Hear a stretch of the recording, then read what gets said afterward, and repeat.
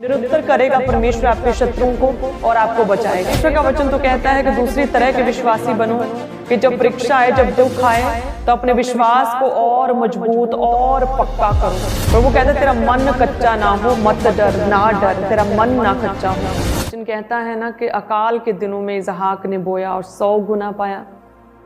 कहते वो इतना बढ़ गया, तब तक बढ़ता रहा जब तक कि वो ग्रेट अति महान पुरुष नहीं बन गया।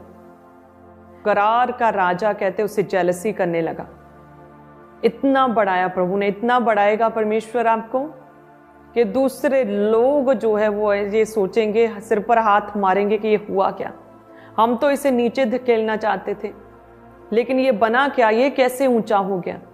इसहाक के समय पर उस समय के राजा जो थे वो जेलसी करने लगे, राजाओं से भी बड़ा इसहाक हो गया।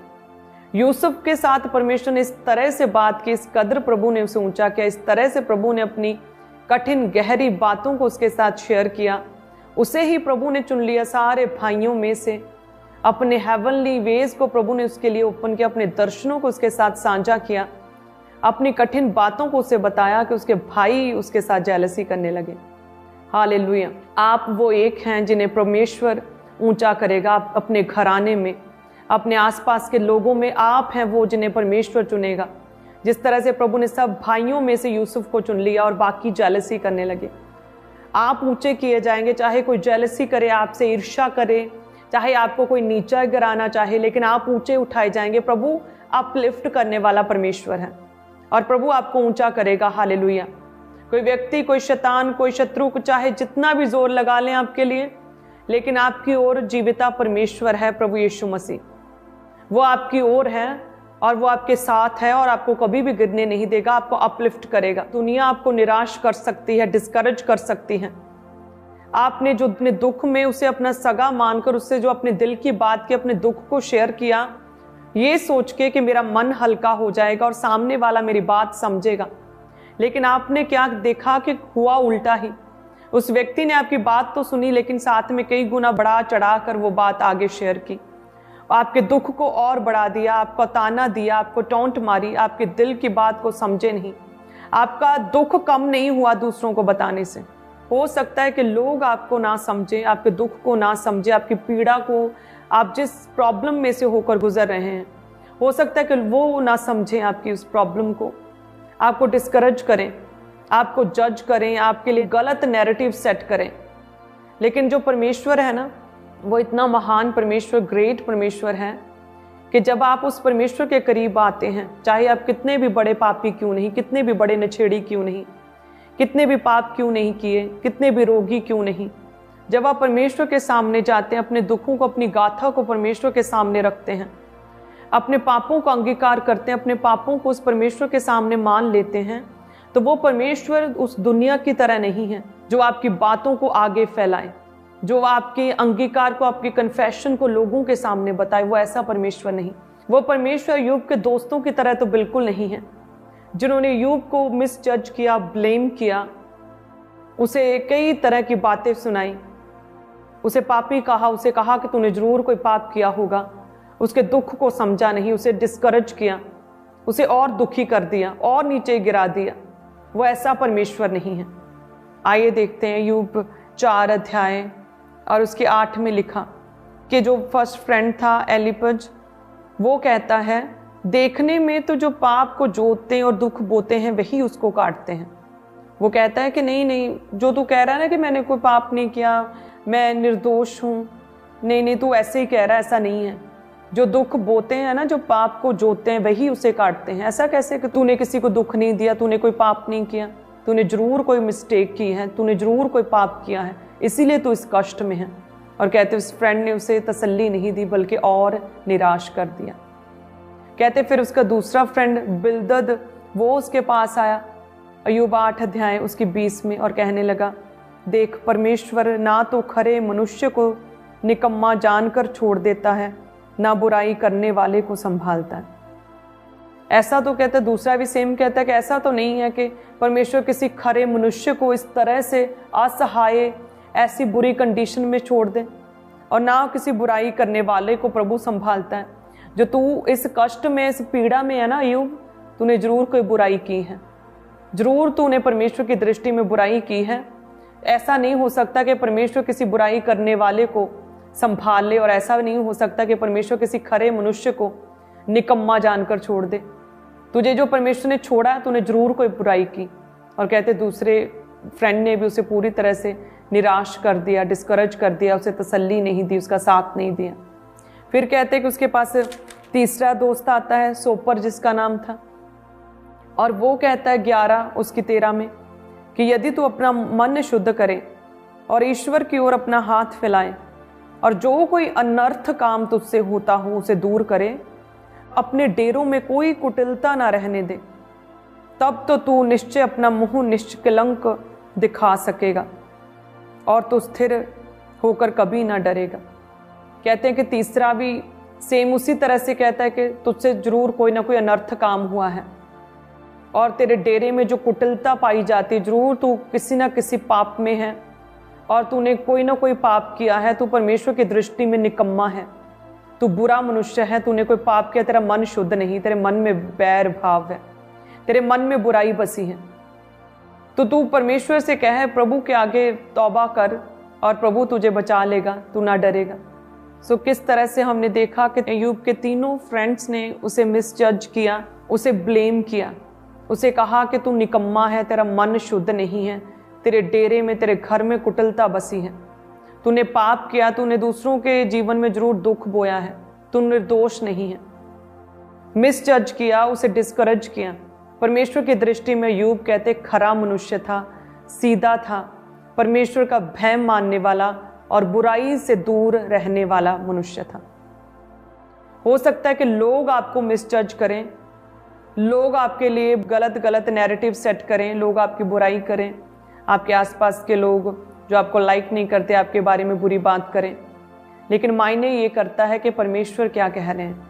तो दुनिया कुछ भी कहे, कितना भी आपको गिराना क्यों ना चाहे, आपके रास्ते में रोड़े क्यों ना अटकाए, आपके बारे में बुरी बातें क्यों ना करें, यदि परमेश्वर आपकी ओर है तो आपका विरोधी कौन हो सकता है।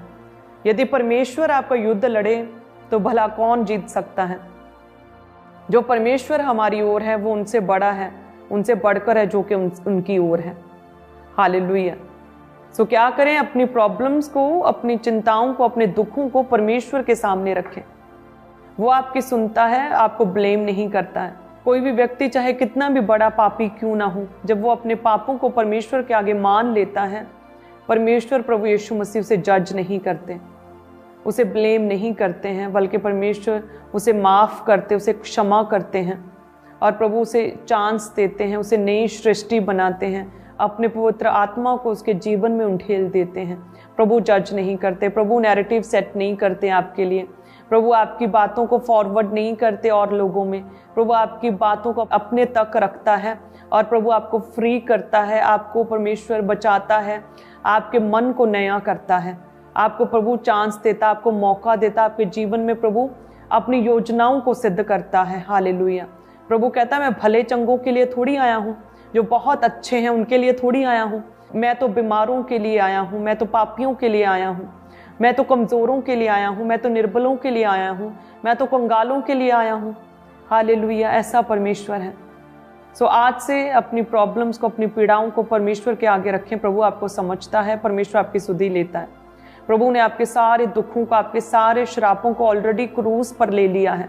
अब प्रभु बार बार क्रूस पर नहीं चढ़ेगा, हमें विश्वास करना है। एक ही बार जो प्रभु क्रूस पर चढ़े, उस क्रूस पर, उस बलिदान पर हमें विश्वास करना है कि यस, हमारे लिए प्रभु मारा गया, गाड़ा गया और तीसरे दिन जी उठा और प्रभु ने अपना पवित्र आत्मा हम पर उठेला है और वो पवित्र आत्मा हमारे जीवनों में वास करता है और पवित्र आत्मा हमें गाइड करता है, वो गहरी बातें हमें सिखाता। पवित्र आत्मा, प्रभु में आत्मा में बढ़ना हमें सिखाता है। हालेलुया। सो इस तरह से हमें प्रभु में आगे बढ़ना है। हमें अपनी दुखों, अपनी तकलीफों में ना तो प्रभु को कंप्लेंट करना है, ना तो परमेश्वर के खिलाफ कुड़कुड़ाना है और ना जरूरत है हमें अपनी प्रॉब्लम्स को लोगों के बीच में टेस्टिफाई करने की। हालेलुया। अपनी प्रॉब्लम्स को प्रभु के आगे रखें और बस फिर प्रभु पर छोड़ दें, उसे आपका ध्यान है और वो संभाल लेगा। जैसे कहते हैं कि एक समय पर यहोशापात जो राजा था, उस पर कहते हैं कि कई राजाओं ने कहते उस पर चढ़ाई कर दी और जब राजाओं ने उस पर चढ़ाई की तो वो कहते हैं कि परमेश्वर के आगे गया, उसने प्रार्थना करनी शुरू की, उसने प्रभु की दुहाई दी, वो उस समय जब उस पर चढ़ाई की राजाओं ने, शत्रुओं ने चढ़ाई की, तो उस समय वो डर गया।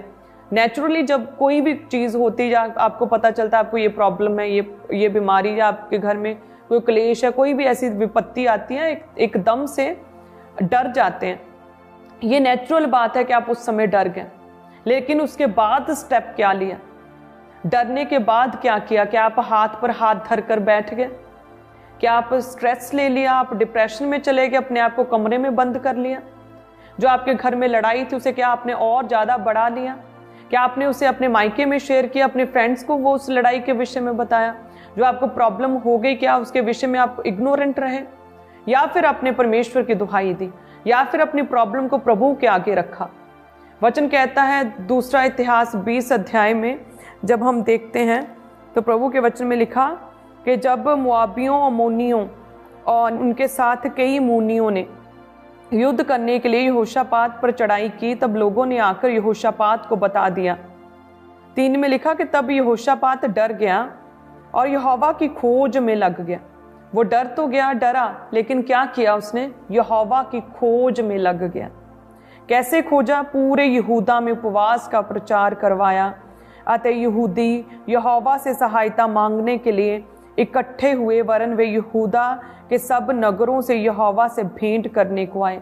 कहते जैसे ही अटैक हुआ, जैसे ही शत्रुओं ने चढ़ाई की, तो यहोशापात ने यहूदा में उपवास का प्रचार करवाया कि उपवास करो, परमेश्वर के आगे प्रार्थना करो।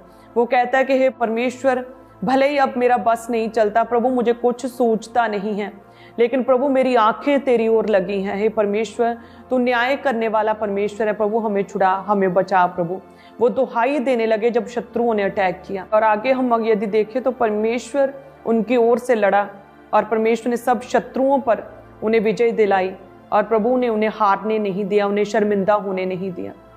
उसी तरह से जब आपको किसी तरह की कोई विपत्ति में है, आपको कोई दुख है, उस समय हो सकता है कि आप थोड़ी देर के लिए, कुछ समय के लिए, कुछ मिनटों के लिए आपको डर लगे, आपका मन बेचैन हो जाए, आप दुखी हो जाएं। लेकिन फर्स्ट स्टेप आपका क्या होना चाहिए? फर्स्ट स्टेप होना चाहिए परमेश्वर की खोज करनी। जैसे यहोशापात डर तो गया, लेकिन उसने परमेश्वर की खोज की। उसने परमेश्वर की खोज कैसे की? कहते हैं उसने यहूदा में, पूरे यहूदा में उपवास का प्रचार किया, परमेश्वर की दुहाई देनी शुरू की। सभी लोग यहोशापात कहते परमेश्वर की दुहाई देने लगे और प्रार्थना करने लगे।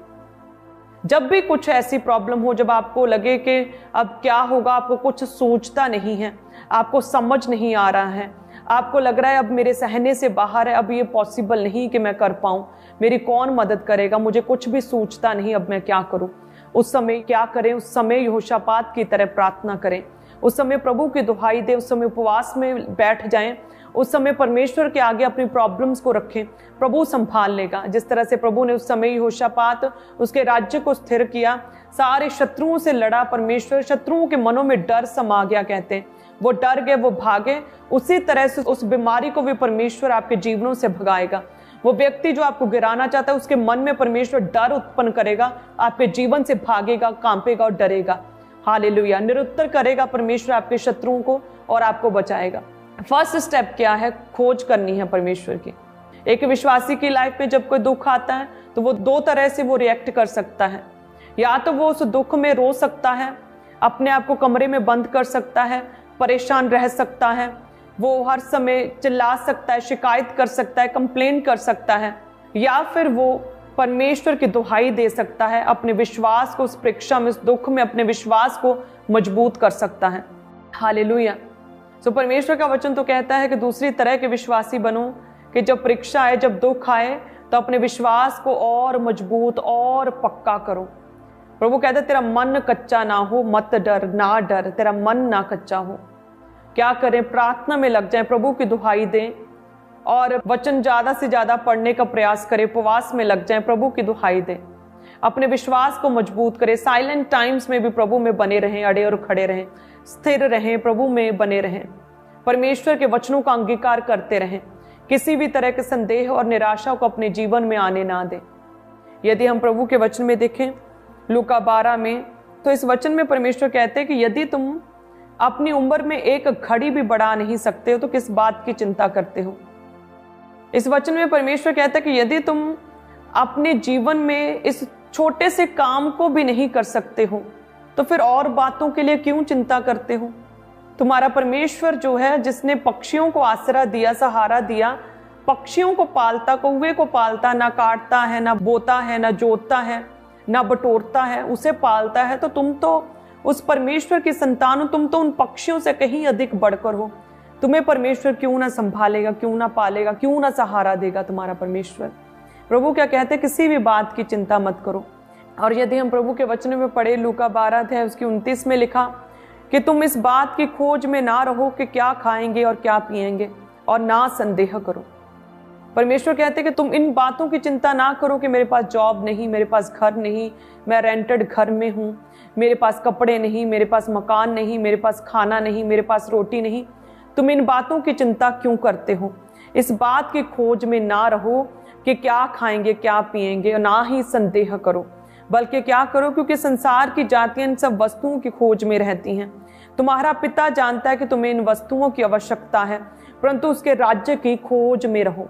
प्रभु कहते चिंता ना करो, ना वरी करो, ना टेंशन लो कि मैं क्या खाऊंगा, क्या पीऊंगा, मेरी जरूरतें कैसे पूरी होंगी, मेरे पास रेंटेड घर है, अभी तक अपना घर नहीं, मेरे पास अपनी जॉब नहीं, मुझे प्रमोशंस नहीं मिल रहे हैं, मेरी शादी नहीं हो रही, बेबी नहीं हो रहा। प्रभु कहते हैं इन बातों की चिंता मत करो। तुम्हारा पिता, तुम्हारा स्वर्गीय पिता जानता है तुम्हें किन वस्तुओं की जरूरत है। उन टेंशन्स को छोड़ के, उन वरीज को त्याग के क्या करो, उसके राज्य की खोज करो, उसके राज्य की खोज। जैसे वचन कहता है यहोशापात ने उसके राज्य की खोज की। और लूका 12 में भी, नए नियम में भी परमेश्वर कहता है कि मैं क्या खाऊंगा, क्या पीऊंगा, इन चीज़ों की, इन बातों की खोज में मत रहो, इनकी चिंता मत करो, अपनी जरूरतों को प्रभु पर छोड़ दो। तुम्हारा पिता जानता है तुम्हें किन वस्तुओं की आवश्यकता है, परंतु क्या करो, उसके राज्य की खोज करो। वही बात जो यहोशापात के द्वारा हुई, वही बात परमेश्वर फिर नए नियम लूका में कहता है, उसके राज्य की खोज करो, उसके धर्म, उसके राज्य की खोज करो, दुनिया भर की वस्तुएं तेरे पीछे पड़ के तुझे मिलेंगी।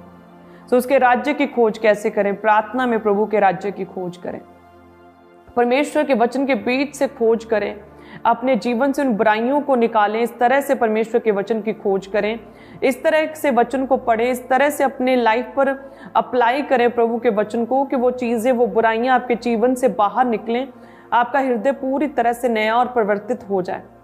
प्रभु के वचन की खोज करें, वचन से समझे प्रभु क्या कहना चाहता है आपसे, आत्मा में बढ़े, इस तरह से उसके राज्य की खोज करें, अपनी गवाही को शेयर करें, इस तरह से परमेश्वर के राज्य की खोज करें। प्रभु कहते हैं कि क्या तुम चिंता करने से अपनी आयु में एक घड़ी भी बढ़ा सकते हो? केवल परमेश्वर है जो तुम्हें दीर्घ आयु से तृप्त करता है, ये प्रभु के हाथों में है। बस छोटा सा काम भी यदि तुम नहीं कर सकते तो क्यों चिंता करते हो? क्या चिंता करने से क्या कुछ हो सकता है तुम्हारे जीवन में? कुछ भी नहीं हो सकता। चिंता करना, जेलसी करना, ईर्ष्या करना तो तुम्हारी हड्डियों का साड़ा है। तुम अपने ही शरीर को दुख देते हो, अपने ही आप को तुम कष्ट में रखते हो, अपने ही आप को तुम दुखी करते हो जब तुम चिंता करते हो, वरी करते हो, जहाँ तुम जेलसी करते हो। हालेलुया। इसलिए अच्छा तो ये है कि हम उसकी खोज में लगें, हम प्रार्थना करें, हम उसकी दुहाई दें, हम रोज वचन पढ़े, यहोशापात की तरह उपवास करें, हम प्रार्थना करें, प्रभु को कहें प्रभु हमें सूझता नहीं, हम क्या करें, हमें कुछ समझ नहीं आ रहा है, प्रभु हमारी आंखें तेरी ओर लगी है, प्रभु हमारे जीवन में ये कार्य करें। आप प्रभु की दुहाई दें, प्रभु सुन लेगा, प्रभु समझ लेगा, प्रभु सुधी लेगा, प्रभु अपलिफ्ट करेगा। दुनिया भर के लोग तो अय्यूब की तरह, अय्यूब के फ्रेंड्स की तरह आपको डिस्करेज कर सकते हैं, लेकिन परमेश्वर डिस्करेज नहीं करता, प्रभु जज नहीं करता, प्रभु आपको ताना नहीं देता, आपको टॉन्ट नहीं मारता, आपके विषय में गलत गलत बातें नहीं करता। परमेश्वर क्या है? परमेश्वर संभाल लेता है, प्रभु समझता है आपको, प्रभु ताना नहीं देता है, प्रभु आपको माफ करता है, पूरे दिल से परमेश्वर आपको स्वीकार करता है। हालेलुया।